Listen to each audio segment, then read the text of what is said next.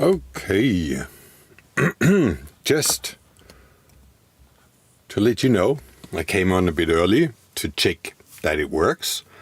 And if we have anyone in the room already, it would be very nice if you just write shortly into the chat so that I can see what's happening. If anyone can write to me and I can see what you are saying. 2 watching now. Okay, that's me and me on my system. Okay. Okay, that's coming through here. And it's coming through on my streaming screen. Yes! We have 1 minute before we start, but I thought I'll better make sure that everything works. So if you can hear me and you can see, all the better. This is kind of a sad and happy day. On one side, it's like letting go of something that you've tried and worked at so hard. And I'll share a little bit of a story with Burton Goldberg and some of the presenters that we met on that journey. It came to similar conclusions as we have. But it's also an extremely joyful time to move forward, because we are moving into a completely new era, into a new time. And I'm excited about that. I'm excited of what's happening. I'm excited of what's coming. And yes, it's going to be a bit rocky, but it will be beautiful. So I hope is anybody here. I can't even see if anyone has joined. I think it should be live and not yet. At least I don't see any comments. So I thought I'll just start as soon as we have 12 local time, and then we get started. It's dot on time. So let's start. Coming soon, starting soon, off. And here we go. You know, towards the end, I have to learn a new system. Streaming live and not to our website and publishing videos is quite different. But I thought, why not? Now, what has triggered this is my procrastination. Since 1 year, I wanted to do a new course and a new training and a new program and put something out. And every time I start, I feel like that doomsday man, you know, like you shouldn't do this and this is toxic and this is dangerous and you should be doing this. And that's not my personality and I don't like that at all. So I procrastinated, and then Sabrina came along and said, Marcus, how about we close? And I'll give you some reasons in a moment why we've decided to do that, and to leave you with probably the most precious insights that we've gathered on that journey in this and the next 2 videos. So, the end of a magical journey. And it was magical. It was incredible. When you think about, we've traveled for almost, 3 years with the family and then me many more years, all around the world, visiting the most passionate, the most exciting people on planet Earth, researchers, people that didn't fit into a box, and people that stood out of the crowd, and being with them, learning from them, I'm eternally grateful. They've changed my life. They completely transformed our life. And I think we could pass on in those 20 years much of what we've learned. Now, many of you have written back, oh, we're so sorry to hear that you have to close. We don't have to. It's annoying that YouTube is taking down our videos, and maybe, so if you are on YouTube now, well, jump over to Rumble, or X. YouTube has taken down so many of our videos. The very first one was actually one that were Burton Goldberg and Bill Henderson and some of the doctors that we had in the documentary were speaking about vaccination and how dangerous they are, and that even the flu shot is highly toxic and makes people more sick. That was already 15 years ago in the documentary. That was deleted. That was the first reason why we had to take down the documentary, or they taken it down. So I edited that part out and re-uploaded. You know, it was always 1 million views and then boom, gone. So with every upload, we had to take out sections. And then I decided to break down the documentary into individual sections and upload them. And then I would see which parts of the documentary would be censored and deleted. And it was pretty obvious what they don't want you to know. And that's just been ongoing for such a long time that it really feels like swimming upstream. Bill Henderson described it very nice. He said, when you are a droplet of water and you crash down onto the rocks after a long fall of a waterfall, you try to yell up to the other droplets, go left, go right, there's rocks in the middle. But it just feels you can't reach anyone. And it's because it's an ongoing stream of new people joining, ongoing stream of people new coming into that arena of disease or being diagnosed. It's kind of a futile battle if the overall problem cannot be addressed. And that's what I will talk about a lot in this sequence.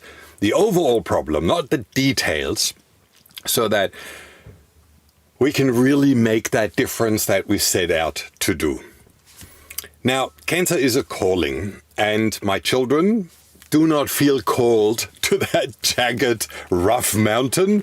They look for nicer terrain. You know, Deborah is working more with younger people and is, helping them to build up immunity. Benedict in the same way. He has a local community and he works more on gut and gut digestion. And he said, look, I can make a massive difference in a very short time. And it's a lot less complicated. And that's really something, as a practitioner, you have to consider. Yes, it's an endless amount of clients, if you see it from that perspective. And I think that's my next slide. No, not yet. But it is, from a business point of view, really lucrative. But it's also very draining and very exhausting and very tiring in the process. And I'll talk about those things in a moment. Now, those obstacles that you face in working with clients, family members, friends, everything, is like that overwhelm on information. Plus the censorship, that much of what you actually should see is no longer there and has been deleted. And that there is a global agenda of depopulation, and it's obvious and it's well known now. So we have to really battle upstream against the stream, and that is quite challenging. So what also is kind of annoying is that there is old hopes, old solutions which might have worked a long time ago. They still carry their hope into the future, which means every newcomer that comes in, every blog post, every article, wherever you look, people promote those past hopes. Frankincense cures cancer. How many of you have frankincense at home? How many of you had results? We had a workshop where we set a whole group of people together, and it was a large community, and I said, who has tried this and this and this and this and this? And we went through a whole list. And what were the results? Yeah, maybe. I think, I guess it has helped. The price qualifies, placebo effect, whatever. And I remember I was in the same situation. I was so passionate. I was so incredibly driven. And I sat with Dr. Herzog from the Herzog-Spital in Bad Eppenheim in Frankfurt. And I asked him the same questions. Why don't you use Laetrile and this and Black Salve? And I was like so enthusiastic. And he said, if I answer it on camera, can I have a recording? Because I need to give that to every newcomer. When there is a new remedy or anything that is promoted, usually a lot of clinics take that on and then they test. And they test with 50 or 100 patients and they try out, how does it work? If we increase zinc, if we increase vitamin D, does it help? Does it increase the effects? Do we see actually results with a lot of clients, only a few portion? And we document that. And we even have conferences. All of alternative doctors, we meet and we discuss and we share, or we tell our findings. And then if there is no results, then we discard. Here is my folder of discarded, and he opened up. And there is, I don't want to speak against those remedies. They all have an effect, a little effect. So if you have a little problem that causes you to be sick, then they may work. They may shift frequency, homeopathy. Perfect. Incredible. It just changes your frequency, your internal vibration, so that the disease doesn't need to be that bad or reduce. So many of those things that are known to help, they help to a degree. But if you have an avalanche coming towards you, it's like a snowball, it might fend it off. But if you have a mountain rolling towards you with toxins and EMF and stress and fear and panic and bombardment of heavy metals, then that might be a little bit optimistic, to say the least, that those remedies have an effect. And he said the same thing. He said, and patients rely so much on them. They spend so much money. They hope, they invest, and they lose valuable time. And that's not the problem. It's not finding the cure. It's not finding chemotherapy or the right chemotherapy for my rare form of cancer. The problem is actually somewhere really different. And we've tried to communicate that, but it's very hard to hear when you're so driven and focused to find a solution. I can speak from experience. It took me 5 years of research until I think I finally heard it when Dr. Rao said, Marcus, if you keep asking stupid questions, I'm not going to be in your documentary. Wake up! It really is that simple. Waking up means you realize in what kind of mind pattern you are stuck. So let me just go through some of those really challenging points. Passionate salespeople that come with all their multi-level marketing, with all their remedies that they've discovered. And again, I have patients, they go through, they take all those remedies and they write a book. And Marcus, would you write me a foreword? And I really have to say that right now. I haven't done that, and I will never write a foreword for a collection of hopium. Those remedies have very, very, very rarely worked. And if you have 100 patients, maybe one can put up their hands that they had results. And if it's different from you, for you, and you had significant results, please feel free to share. But don't forget that we often do many things at the same time. And then they can be just as contributing factors as the remedy that you've taken. And no sales pitch, please. Unrealistic expectations. I've already eaten organic now since 2 weeks and I still have cancer. That was probably the one that really stuck in my mind. But there's many of those. How many times do I have to do an enema before those toxins are gone? Do I really have to? Is there another way? Can I drink coffee?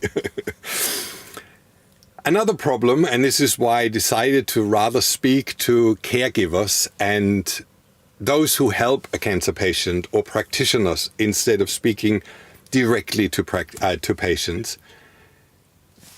The toxic load that we can have in our mind can be incredibly high. And I had mercury poisoning from removing all my mercury fillings when I was young. And I walked into walls, couldn't concentrate. I was the worst at school because there was no ability for me to focus and concentrate longer than, a few seconds. and usually not on what the teacher said. It's a very difficult thing when you have a toxic brain, toxic body, to focus, concentrate. Just sugar spike and brain fog. Sugar falls, brain fog. It's tough. And if you then have deficiencies, good oils for the brain because you're on a very healthy diet, one of those vegan, vegetarian, fanatic diets. And, I'm not saying that that's a bad thing. I've been there. We marketed, we sold a house in New Zealand where we wanted to write with the real estate that no meat was ever cooked in this house. I think the real estate just rolled his eyes. We all go down those fanatic lines and we all come to a conclusion. When you look at most people who wrote those books or those extremist books, and then you look at their life 2 years later, they go like, oh God, if I could only take it back. So unhealthy diets, fanatic diets, which lead to massive deficiencies. And I spoke 2 days ago with the doctor and he said, you should see with all those vegans, how many cashews and how many almonds. And it's just like everything is replaced with something that then goes out of control. And we've gone out of balance. Is that the way to say it? Just two extreme swings into all directions. And that may be one of the main problems. So looking at deficiencies, and I've seen that in clinics. You have a patient walk in, they go into the drip, multi-cocktail, all the vitamins, minerals, nutrients they need. And after 2 or 3, they go like, wow, I'm back. The mind comes back, the brain comes back. So that's why it's really important. If you are in a deficient state, if you are in a toxic state, it's very, very hard to concentrate and focus. And that's where you need most help. And that's why really those who take care of patients, do it for yourself. It's like in the airplane. Put on your mask first so that you don't faint. And if you feel well, then you put on to others. And that again is by example. Do it yourself. Learn about it. I found the most fascinating young people come out of families where the parents had been sick and they had to learn the lesson and they slowly opened their mind and, oh, really, those things are toxic. And I'll talk about those as well.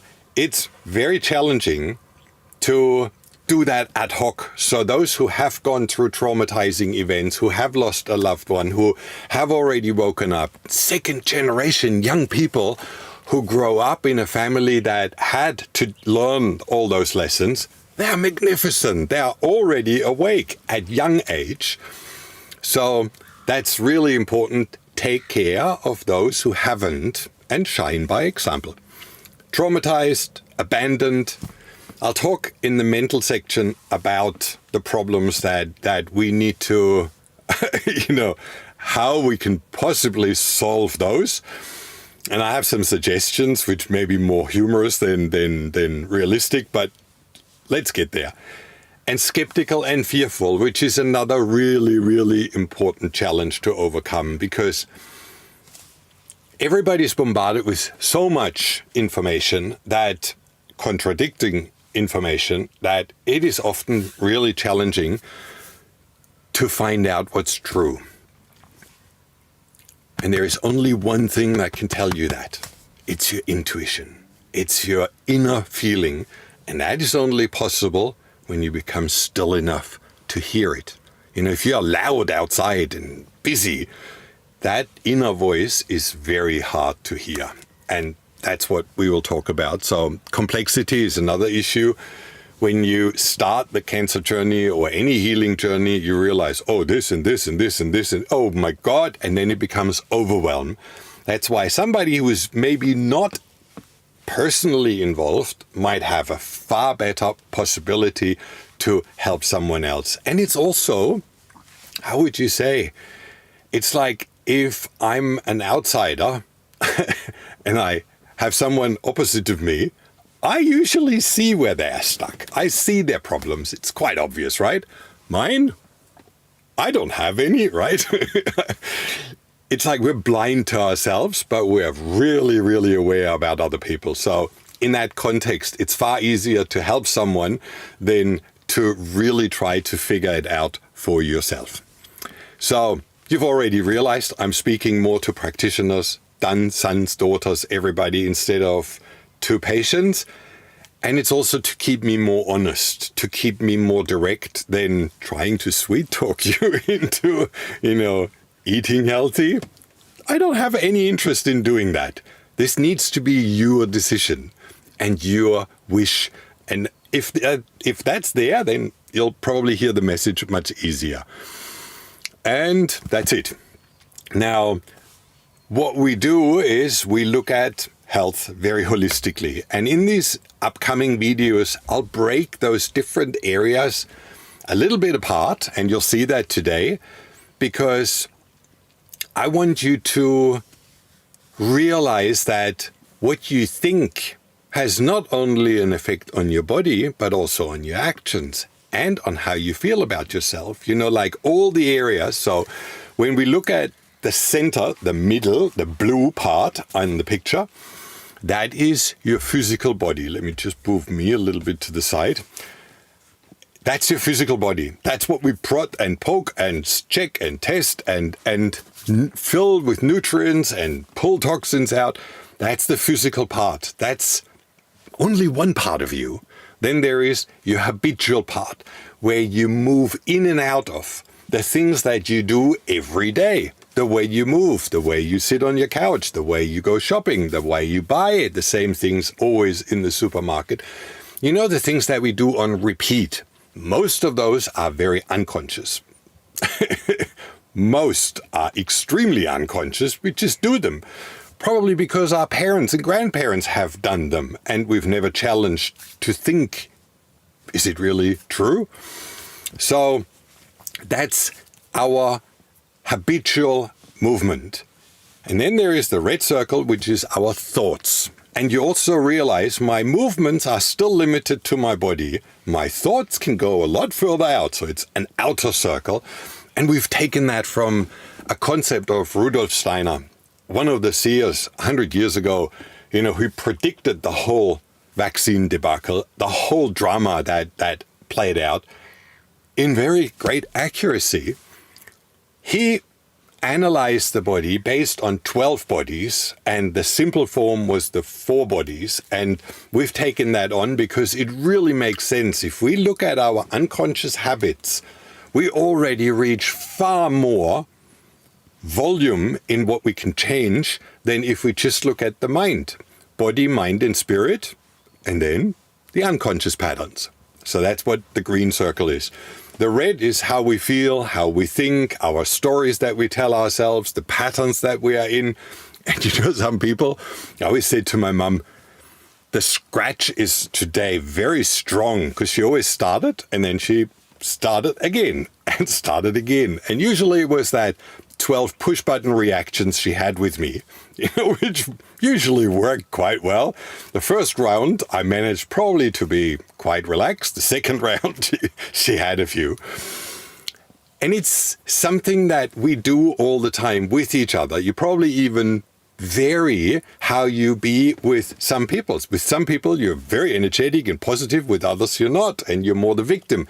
It really depends, and we play those roles out based on what we think we get a better return of exchange. So very important to become aware of that state. And then we have that outer circle, which is what connects us all, makes us all one, the spiritual, the purpose, the mission, the gratitude, the oneness, which is actually the area I'm working on for myself at the moment quite intensely. It's the ultimate circle I'm interested in right now, and I'll share with you in the next video some of what I've experienced. So let's shortly go into the physical body.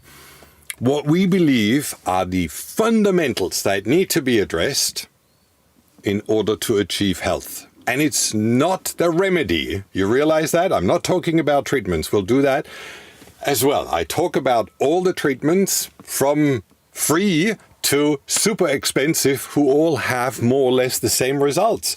So it's not about you having a lot of money, you can heal cancer. It's like everybody can, but you need to be aware of what you do. So, gut health. Health starts in the gut. Gut health is the main cause of inflammation. If you have food sensitivities, allergies, if you eat too much sugar, inflammation spikes. The gut is number one. And if the gut is once destroyed, it's really a mission to rebuild it and to heal it and to repair it. So that's one of the main things that we need to look at.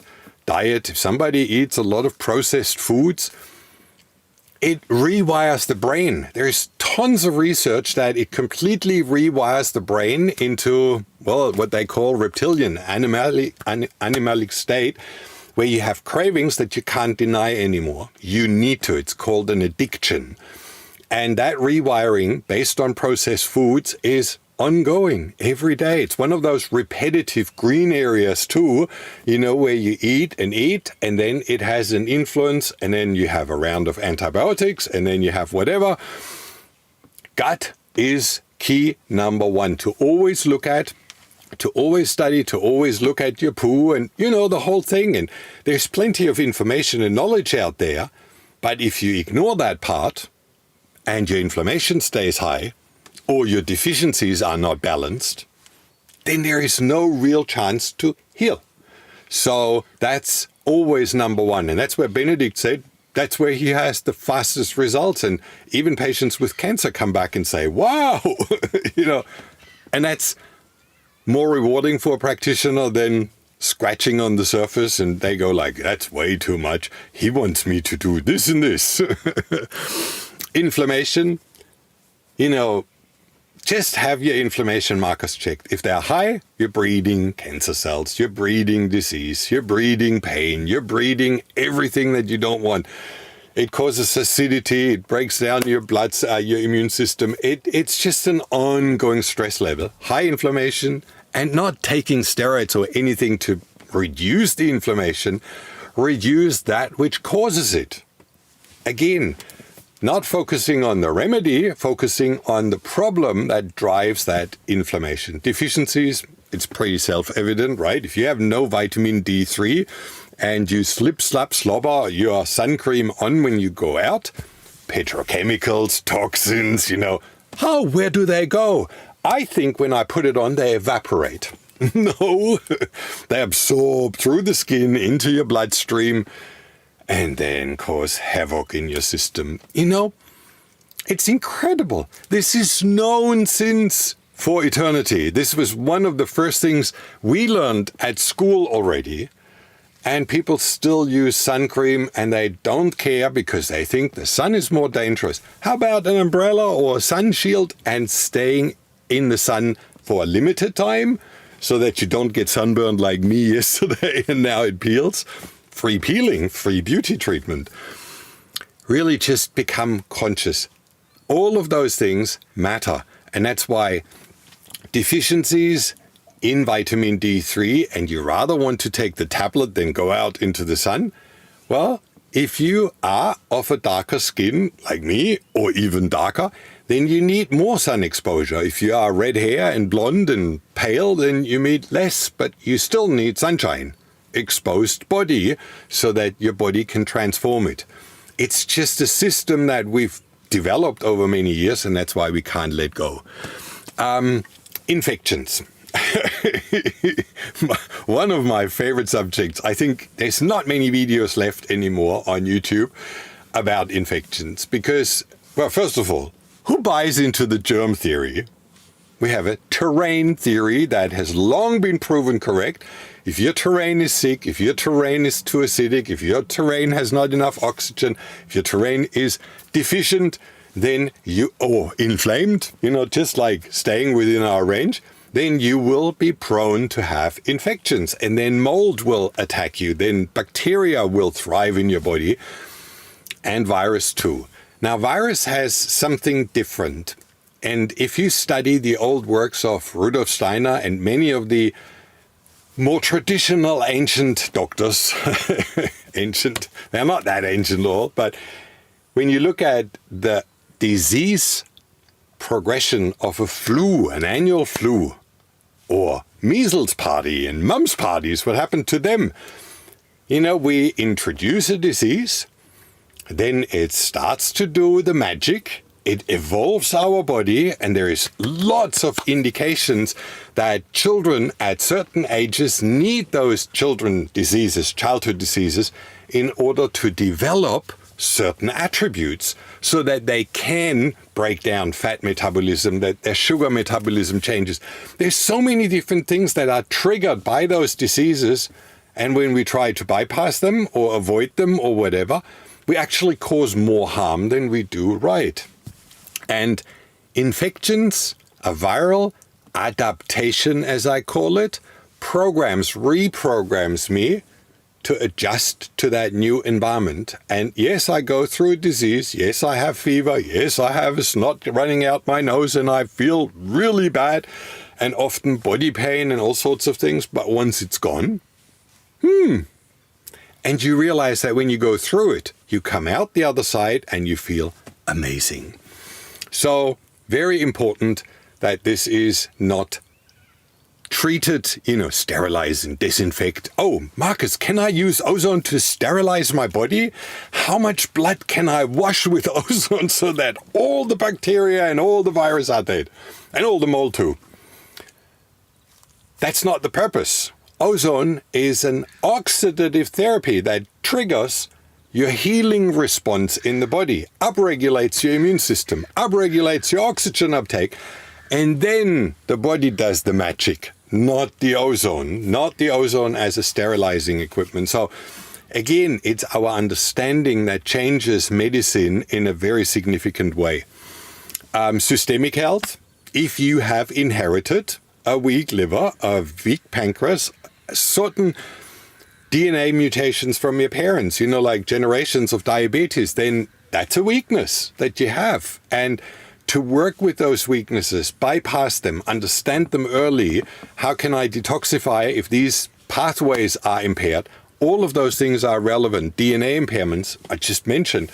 If you have many of those, then it's just more important for you to avoid toxins if you can't detoxify them, and use means that maybe pull it out through the skin, through sweating, instead of through your internal system and digestion.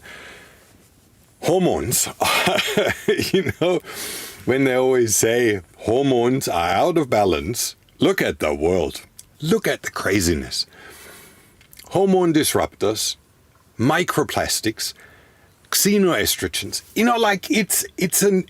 it's an avalanche rolling towards us, a freight train, every day, with everything you touch, with everything you do.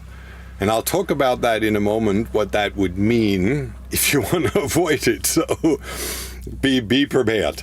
Dental health. I think 15 years ago, I created a video. That was the first one that was censored. And I sent it out on YouTube and it said, "Your dentist is trying to kill you." Was taken down, and we changed the title, and I think it's been still up.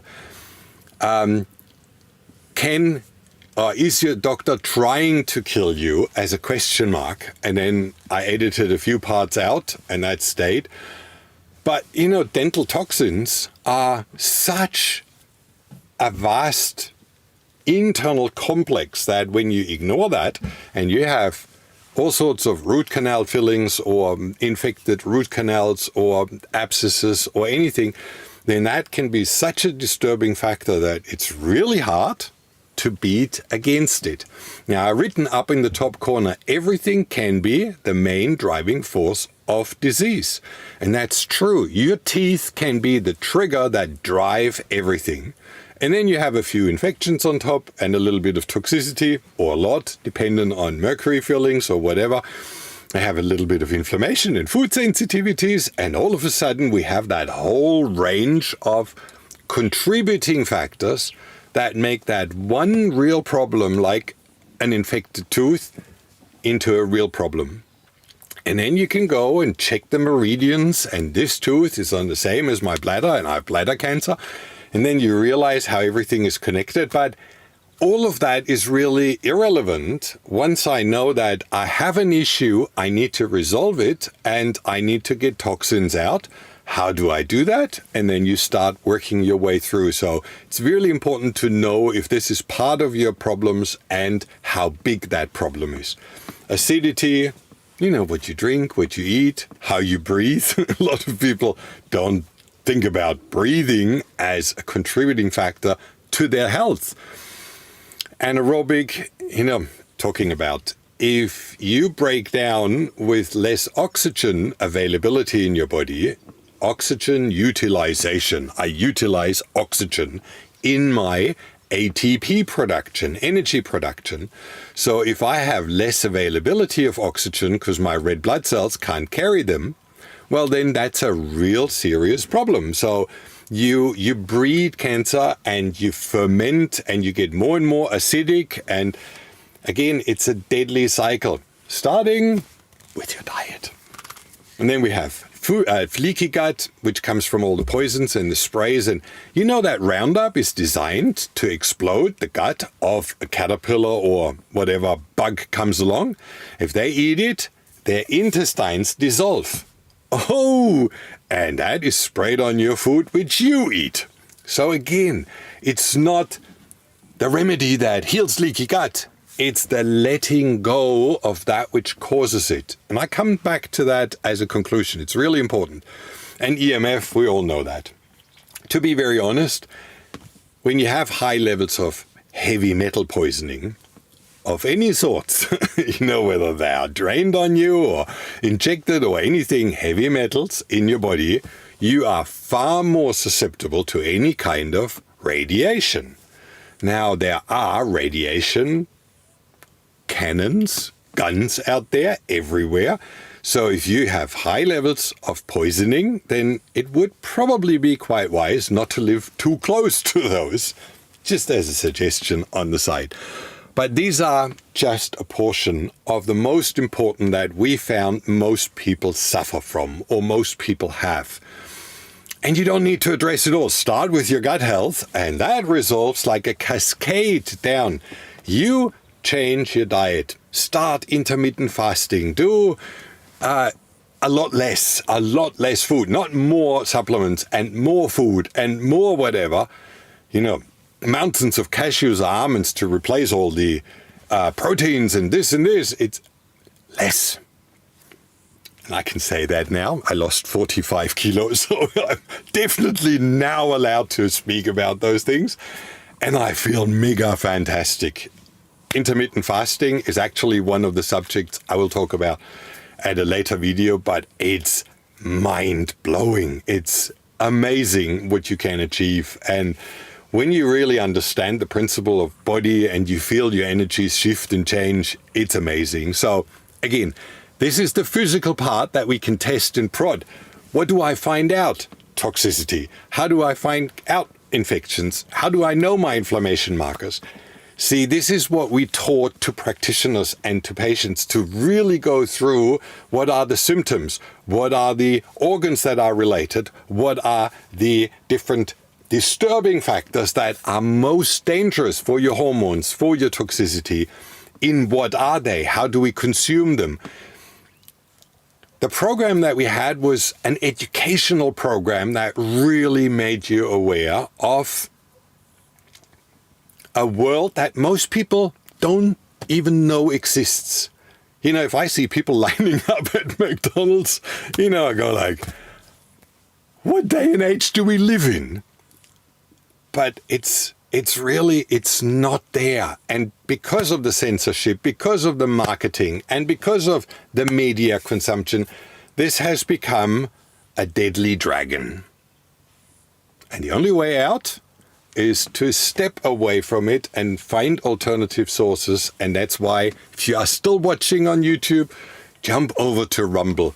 I know I don't like the platform either, and there is a lot of crazies, a lot of the swing to the right, as I call them. But it still is uncensored. And X, whether you like Elon Musk or not, doesn't matter. At the moment, it's still uncensored, and my videos have been staying up, so I'm kind of torn, and I like to share my information without it being taken down. And I really try to stay away from any kind of misinformation. And I always say, it's my opinion, it's entertainment only. That's why I try to make some jokes in between so that it doesn't become too serious, which is my subject now. You know, when I put down all the things that are dangerous, I said, if I start sharing that, everybody will just go like, he's a nerd. But I thought I'll share with you a little bit about how I handle that. And hopefully some more of you. And if you do, please in the comments write in. And I don't know, I only see YouTube. I don't see any other comments. How are you dealing with this lifestyle, environment where I am? I try to be out in nature and not indoors and computer games and plugged in and app and news and everything. I try to keep a balance with exercise, sport, lifestyle out there. Exercise is really important. I climb mountains, I hike, I swim. I mean, at the moment in Tasmania, the water is not really inviting with 18 degrees. It's more like a dip, but not a bath. But lifestyle is really crucial, and we forget about that very often in chasing our own tail, doing 3 jobs to pay the bills. And when you look at the bills, and I've done that with a few people that we went through their bills and where they spent their money, and wow, a lot can be changed and reduced and transformed in a really, really easy way. But again, it's that becoming aware of it. Diet, I won't go into it because it's a very loaded subject, a very emotional subject. I tried out pretty much everything. A cheating vegetarian or Twinkie vegetarian, they call it. I tried a real serious paleo, ketogenic doesn't work for me. I don't really digest fats too well, but I went on to a Lion's diet. I went in America onto a fruitarian diet just for fun, just because at Costco I got organic blueberries and strawberries in big buckets, and I ate those and nibbled throughout the day, lost a lot of weight, felt amazing, but it lasted very short. Then I started the Lion's diet, just pure fish and meat, and I eat a lot of seafood, fish, oysters, anything that I can catch fresh. Not all too successful. But it's something that I've been following through with a healthy diet. And it's amazing when you see how you can shift mountains. 40 years of being overweight in a matter of 60 days. And 60 days, 45 kilos and feeling amazing and having triple the energy. And now I'm going back into a gentle diet, well cooked, not raw, because my digestion just doesn't like that. But it is fascinating what you can do, and you need to figure that out for yourself. There are lots of hints that give you a suggestion what works. Like if you have non-stop digestion, maybe just pure protein wouldn't work. You need fiber. So it really depends on what your biome is like, what you can do, and how willing you are to go the extra mile to change that. Breathing, really important. A lot of people aren't aware that they can even control their emotions with breath. Slowing down, balancing out. If I'm too far left, too far right, and I need to find balance, alternate breathing, or just taking a few deep breaths to come back into the center.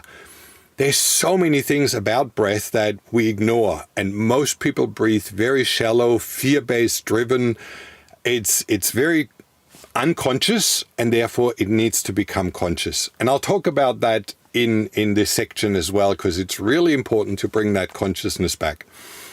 Drinking, well, Don Tallman was the one who had the funniest way of explaining it. He said, if you come in with water, is that distilled or is that filtered or is that mineral water? And, I don't like that. It has a very funny taste. But they drink soda, which is 5,000 times more toxic than any water from a fountain in the middle of a city. And I think he's right. So, drinking plenty of water and being conscious of how much you drink and how your body feels when you drink too much, when you drink too little, and how the brain starts drying up. Very important. Sleeping, we won't even need to talk about that.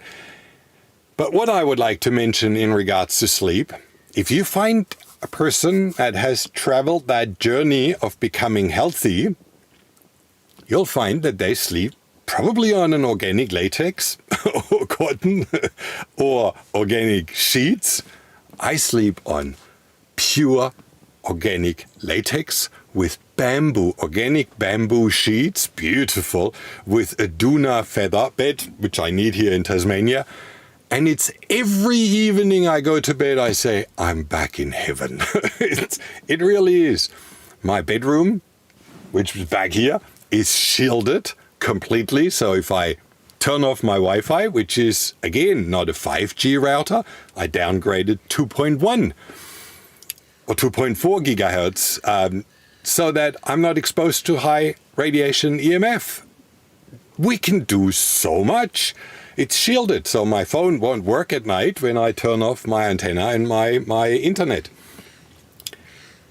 We have become complacent with what we are sold, and that's the disease. And much of the food that we get is highly toxic. The medication you get is super toxic. And the environment is super toxic, and the media is super toxic, and on top EMF, and then you wonder why we all get sick. So moving out, finding alternate solution, looking for myself to say, I really would like to have a bedding that is not outgassing formaldehyde, that is not highly toxic, that is not having those magnetic fields from the spirals inside. I can really make an informed decision. There's plenty of reviews, plenty of research. We've had on our website, different mattresses that we checked out. It is a process, but once you become aware and you turn off and you cleanse your field and you go back to sleeping somewhere else, you go like, ooh, wow, I remember that, but I would never ever go back into that world. So very significant. And your general environment, your home environment, toxic mold, all sorts of outgassing. There's too many things that to cover in that video that we would need to address. And I was joking the other day.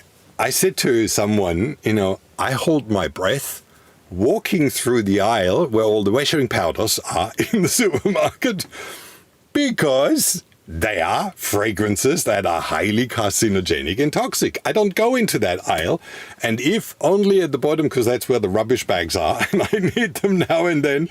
But if I walk through, I hold my breath. And just the other day, I was going through, and somebody came opposite of me and laughed.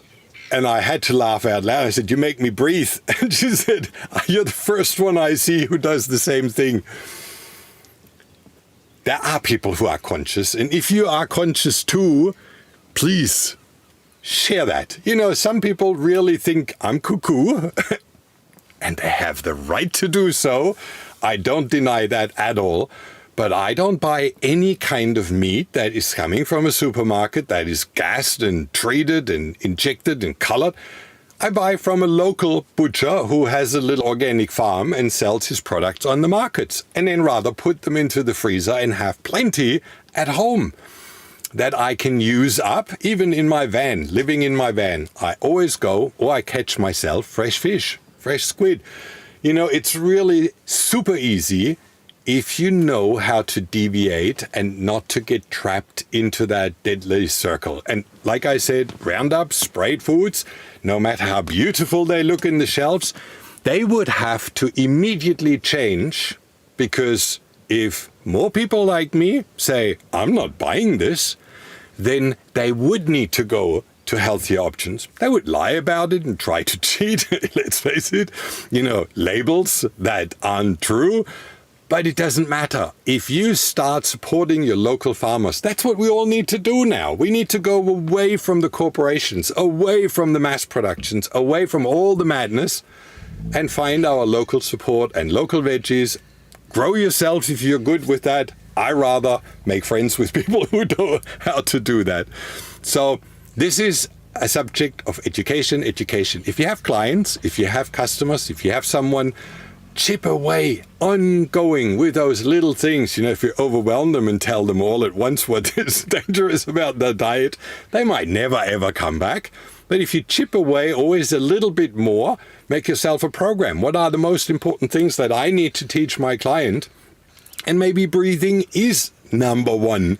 If you see that they can hardly speak because their nervous system is crashing, then that's probably the first. I have one client, he comes all the time, and I always go like, "Huh," and he already knows, okay. He does it 3 times already, just without any command. Slow down, breathe, or drink something.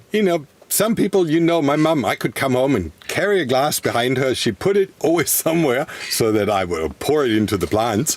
But I made her drink. So you might need to encourage people a little bit more to follow, because only once they've tasted heaven, as I call it, will they come back. All right.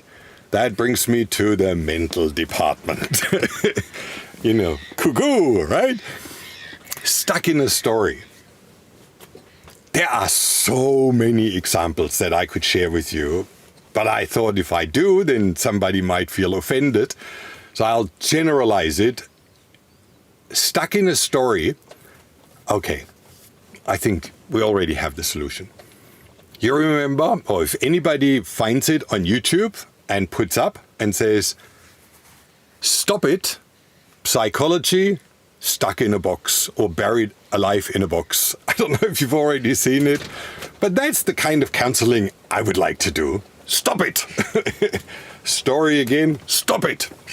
I have a friend that is worried about not being able to pay her bills, and she already calculates how long she's going to live, and until the end of her life. I know that story since 30 years. It's a story that is repeating and repeating and repeating and causes non-stop stress and hardship without ever finding a solution, because it's a story that runs unconscious in the mind. Now, I don't have any of those. I've been away from civilizations, more or less, in my van, meditating in the outback and gone with the wind. And all those stories that you normally have, you normally use, come up. As soon as you meet someone, it's like, boom, an eruption of stories that come up, and you want to be someone and who you are and what. And then after a while I thought, no one cares out here. No one really cares. When you meet someone on a campground or somewhere in an isolated place, no one cares. So do I need my story? Does it help me in any way? Who is it actually for? Oh, it makes me appear to that person in a certain way. So letting go of those stories, realizing your story, my ever stress story, ever too much work story, having to care for others story. I could build you 1,000 examples. It's a story that you tell yourself to feel good about yourself, to feel important. The sick story is the worst. Or the it's all beautiful story, the lovey-dovey story, like we all love each other so much. We are all such a harmonious crowd. And when you look, they're fighting all the time. Or don't agree with each other and do it behind held hands. Stories are what you need to break as a practitioner, and not by debunking it, making people aware. Oh, that story again. Oh, has that not changed in the last 2 weeks? Really still the same? Making people aware, breaking that pattern of repetition, of doing the same thing over and over again. That's a really unhealthy beliefs, I believe I have the healthiest diet. I can say that because I actually thought I had. Heavy overweight, seriously inflamed, all sorts of health issues, arthritis, tendonitis, all gone since I changed my diet, since I stopped my inflammation. So really important. Unhealthy beliefs are just as dangerous as anything else. I drank a lot of milk, calcium, good for the bones. You know. And you have no clue how people defend their beliefs. It's really scary. Stress, it's usually self-inflicted. I put myself into a stress position because I believe it makes me do more, makes me do things faster because I have more effect. I don't know why, but we do that. And we consume more and more and more. That causes more and more stress. So again, that's stuck in a story, stuck in pattern. And trauma, grief and fear, stop it. I know you can be traumatized. I speak from experience. My mum was never violent, was a really beautiful person, but she was my trauma.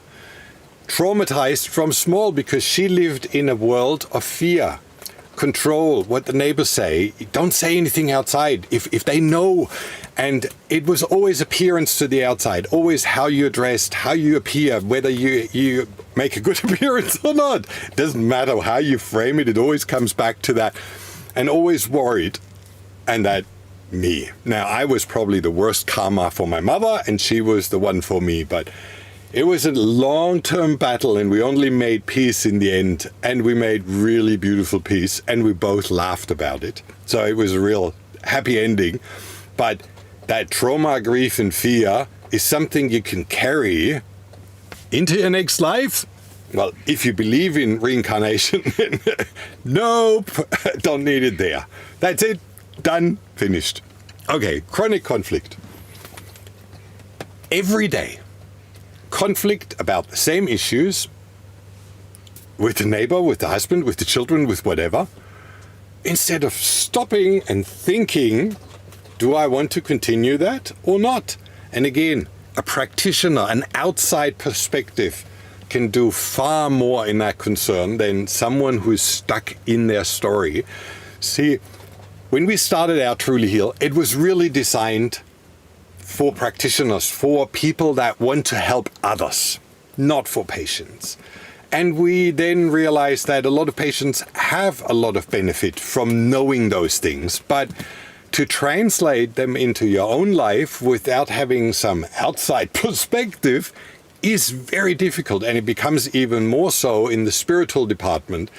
And that's why practitioners tend to rather like to focus onto one subject, homeopathy. And then they learn all about homeopathy or all about nutrition or all about, because it just makes life so much easier. Whereas if you go through this process, you need to know about DNA and toxicity and inflammation and diet and whoa, and it becomes a lot. And we realized that. For me, it was the most enlightening journey that I could have ever made in my life. And I was really unconscious, really, really unconscious. I was never, my family, we walked. That was our weekly exercise from the car to the restaurant and back.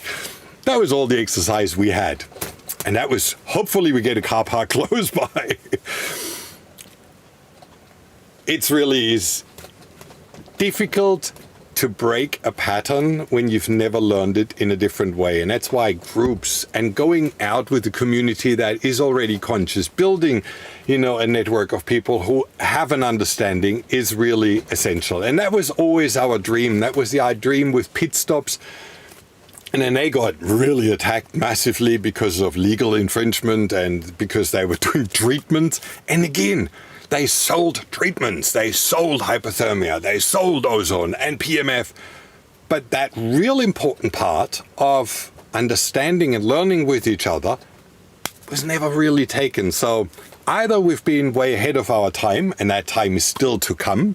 Maybe one of you grabs that and carries it on. But for me, I feel a little bit like Burton Goldberg. When I had the interview with him, I was full of beans. It was one of my first ones. And I know that he was speaking honestly and direct.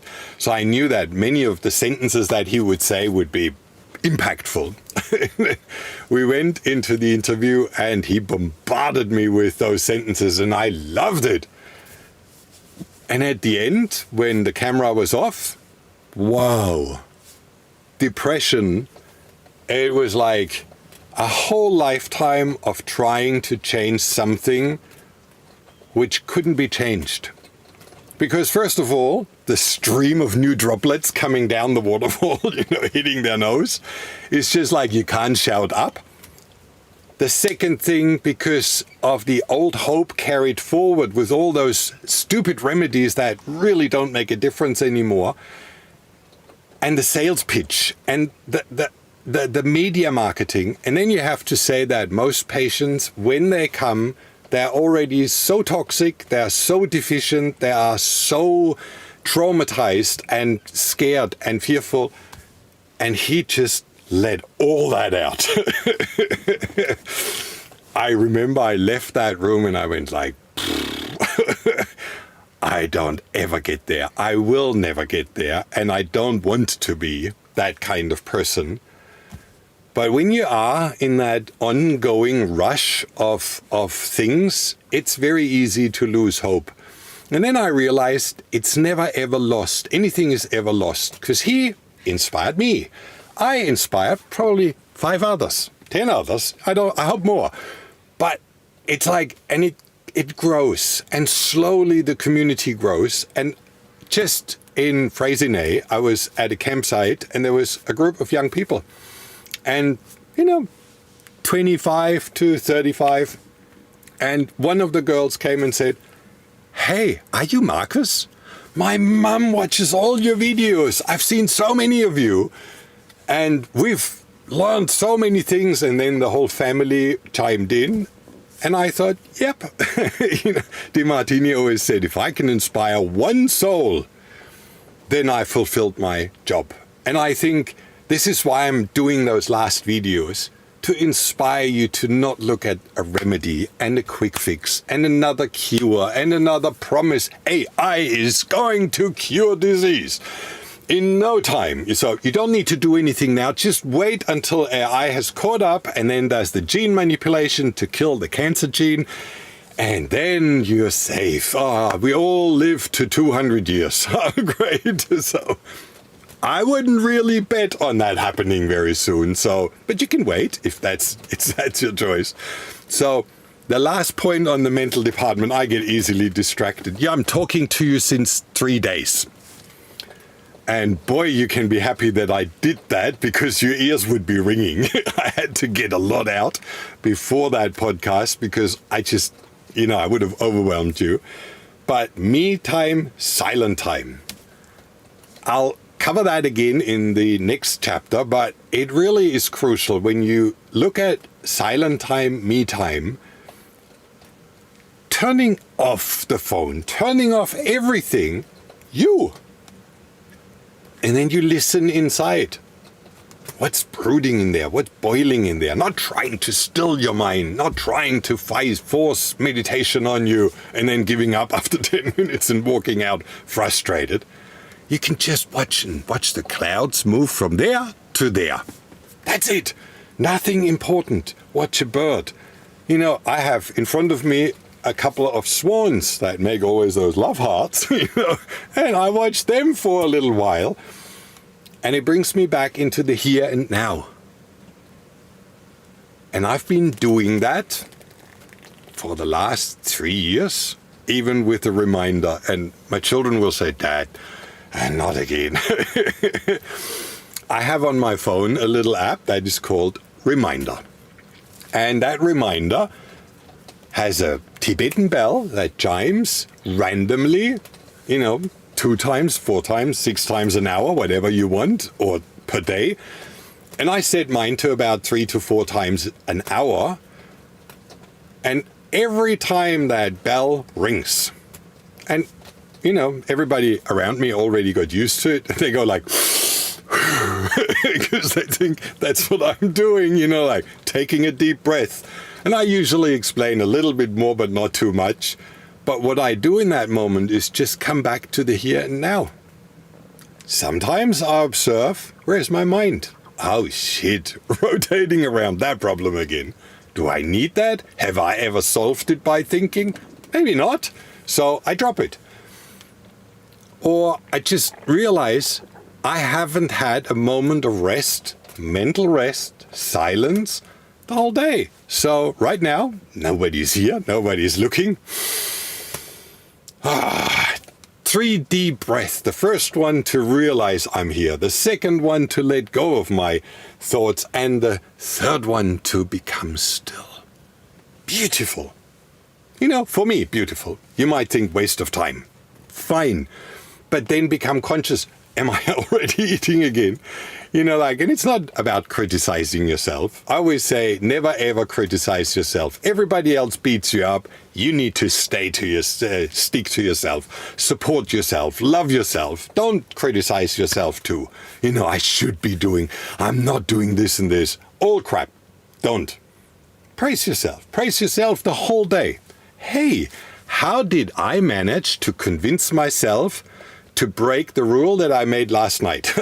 My mind must be super creative to override what I planned last night. I'm again at the fridge. I'm eating cake again.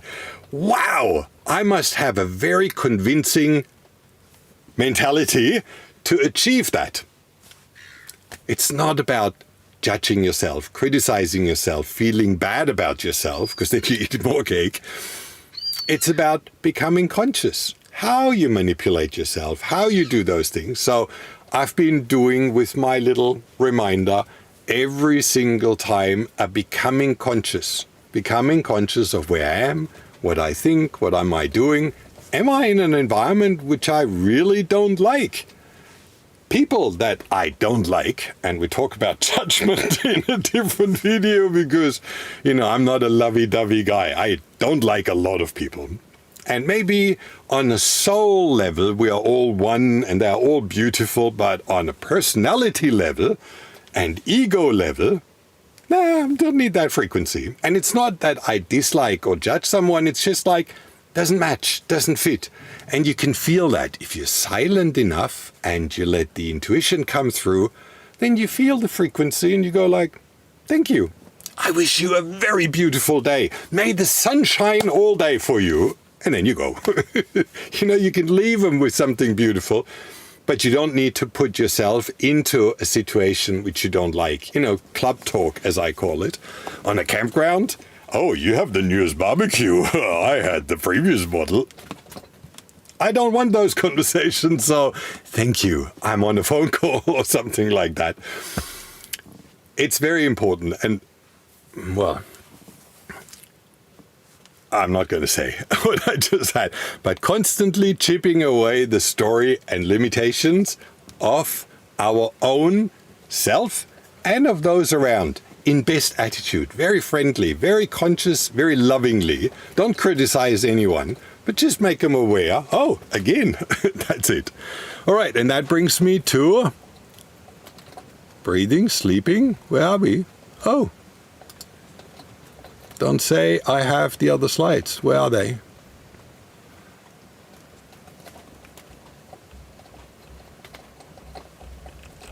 Either my system has stopped, or where's my slides?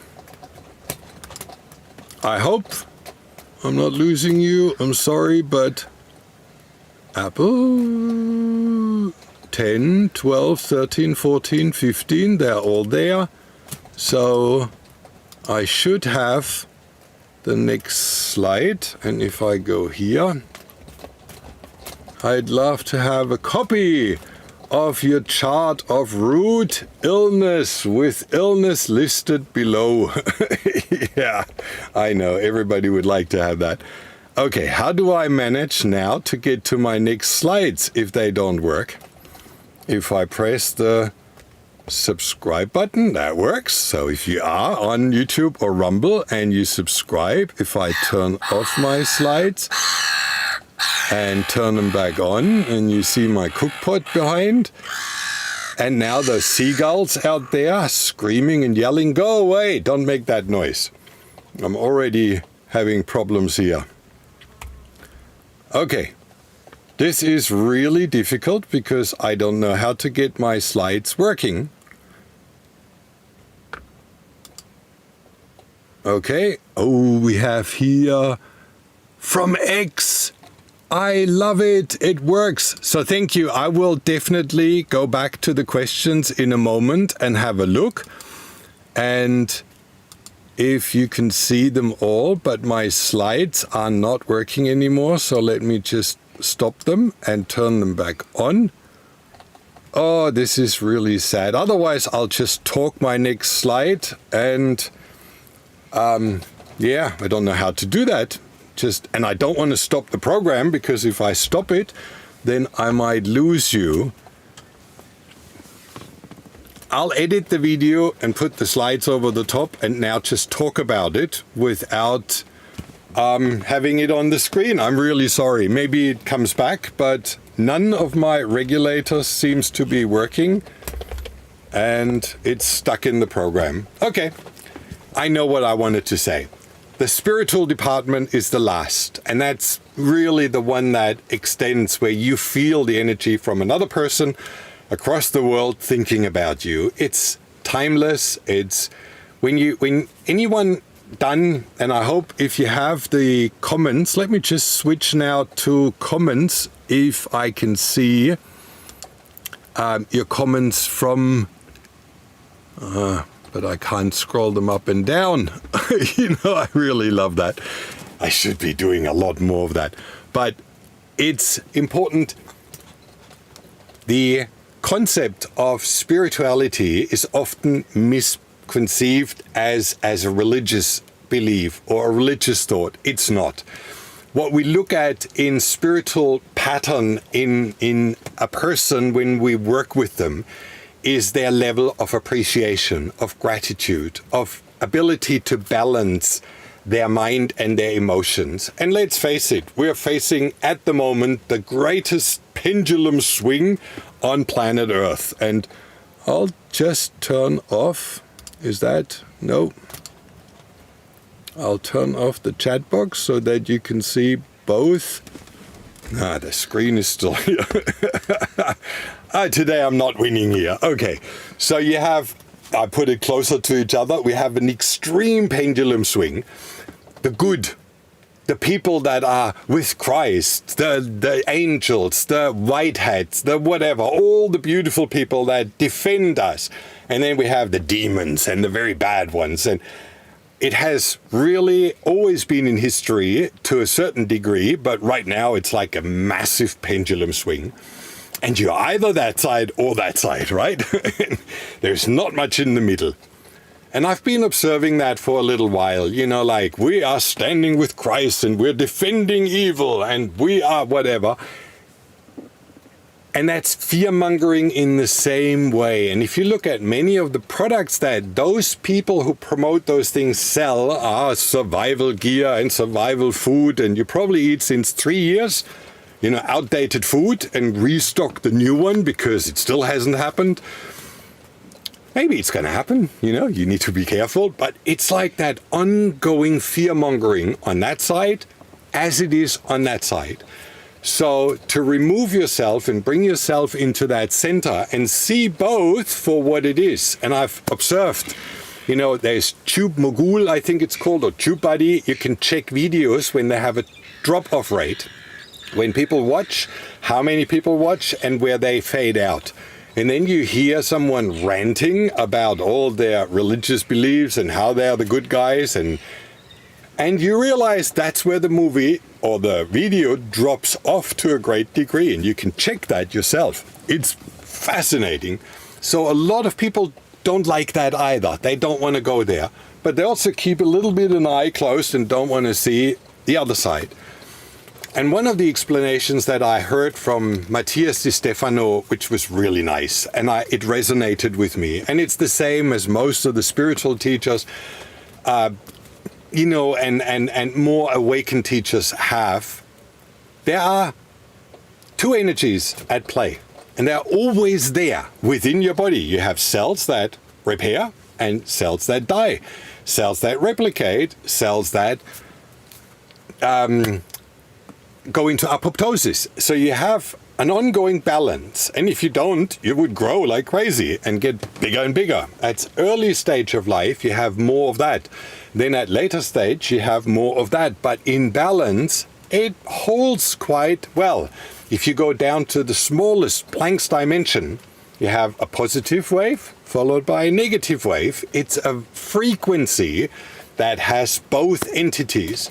And we've been teaching in our training, in our course, a lot about that balance, about the mental balance, about seeing both sides and not getting drawn into either or holding on to either side, but finding that neutral point in the middle where you can make an informed decision or give consent to something or not.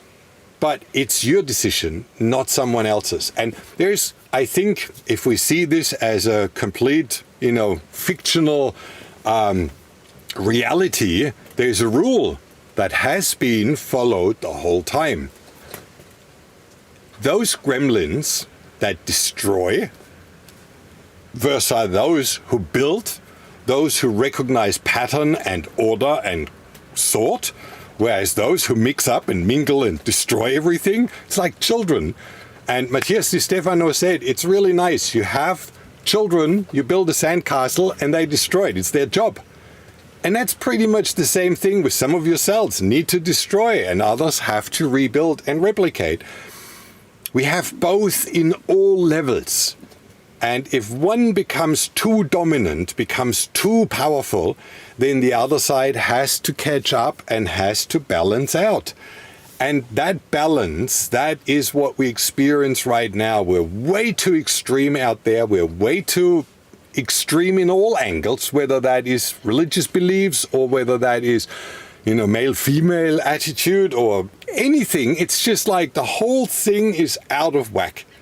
And in order to come back, those extremes have to be self-destructive. And that's what you experience right now. So bringing yourself out of that, putting yourself into that center, into that stillness, is something that you can do on a regular basis. Again, use that little reminder, that little chime bell, and when it comes, you go like, okay, I'm there again. It's not about judging yourself, just realizing I'm there again. And then you bring yourself back. And I keep looking at my screen. I'm so annoyed that this doesn't work. Are you still hearing me? Would you be able to write shortly or just put a smiley or a cuckoo or anything so that I know that this is actually still working and I'm not talking to myself? Well, it's recording, so I can always upload it afterwards. Now, nobody's writing. I hope I didn't lose you all. Now, the spiritual component is something that is very important for the practitioner to carry, because to tell a patient, and I tried that, didn't go well down at all. I said, you need to be grateful for your disease because, it makes you change your life. It makes you improve your diet. It makes you feel much better about yourself. And well, if you are in that stage of fighting a disease and being overwhelmed by it and being in pain and whatever there is, and then feeling grateful for it, for the effects it has on your children, that they might learn something from your disease, that's a challenging task. So the practitioner who knows that, who sees the benefits, it's just about pointing them out, mentioning them now and then. And oh my God, look at how much better you look and your complexion, and you're so much clearer. Recognizing the little steps after a detox, after a sauna, after whatever it is, so that you come back into that state of clarity. And this is, yes, it's working. Thank you. Sound is coming through. So that is the key factor, that as we heal, we don't only look at, the physical side. We also look at what motivates that patient. Why would they want to get well? I have one slide, which now I'm kind of happy that it doesn't show. I'll put it in now in my edit. But the main focus here was like, if you are a practitioner and you have a client and they have no purpose, no health, no money, no good relationship, no education, too much work and too much stress. And you go like, well, what would we do to live a little bit longer? And I always ask that clients, why would you want to live longer? Give me 5 reasons. 3. Sometimes we have to really come back to 1. Not dying. I'm afraid of dying because I don't know if I come to heaven or go to hell. That's a serious problem. There's no reason to live longer, but going to heaven or hell, well, rather not. The issue is to find some joy in life. And Dr. John F. DeMartini, one of my greatest teachers, he helped me to really come through and understand life on so many levels, far deeper.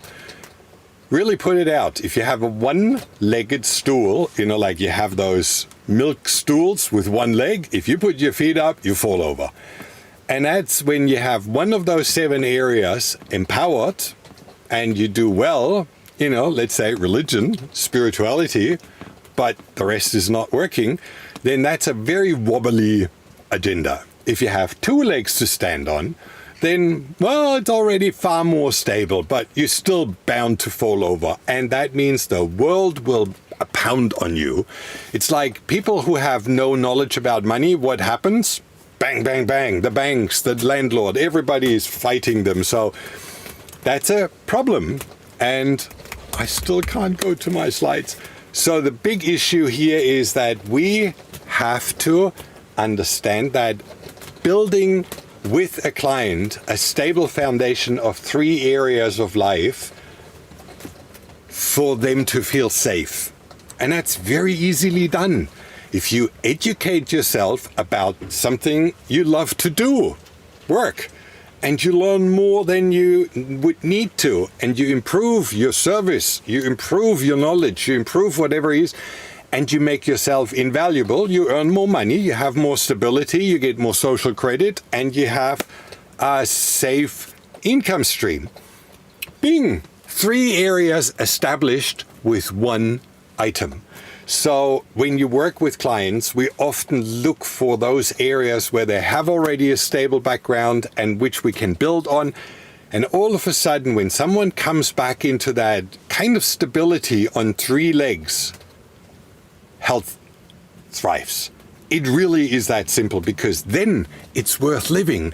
Then it's worth looking after yourself and becoming more of yourself and thrive. And that's why this is a very important part that we always include in that spiritual section too. And I'm really frustrated. Let me see if that works. If I go to slides, properties, and I click on a slide and I move it up. Oh, look at this. You see the slide. Hey, let me go. Move that one down. Move this one up. Well, that seemed to have worked only once and not again. Now I have a mess with slides and I still can't go backwards and forwards. I'm sorry, this was not meant to happen, but now you can't even see me anymore. That's frustrating. If I turn the slides off completely, at least you got me back. All right, now let's swing around that I'm in the middle. In my next video, I would like to address present conditions, situation, not from a judgmental point, but for you a tool on how to deal with what's happening in the most effective way. We talk about disruptive energies, we talk about how you can protect yourself and secure yourself in a different way by exiting the system. So I will, if I had a lot of suggestions, I will give them to you then. All right. And then we have the last, which is about treatments. And I told you that treatments we will cover from range free, you to do on your own without any financial investment, to very high priced items. And we will cover what they do and why you can replace them with very simple items, very simple things for yourself to treat yourself at home. Exiting the medical system, and probably now YouTube is done, exiting the medical system is kind of mandatory. If you stay, you're screwed. It is really as simple as that. So it's been taken hostage. It's been taken over. It's not working the way it is. So that's something where you can empower yourself in a very big way. You already have the checklist. I'll post that. I'll put it underneath a link where you can see all my slides. And then we'll go through those treatments and how you can implement them at home to have really, really big changes and big results. And coming back, the first part of the cure is to stop the abuse.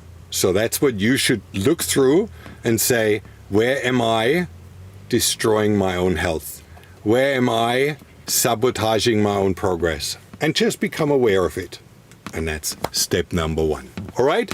Thanks for joining me today. I'm really, really sorry that I didn't manage to put through my slides, but I will check through all your comments and respond to them next time. And I hope to see you all on Rumble or X, because I guess YouTube will be gone very soon. See you then. Bye-bye.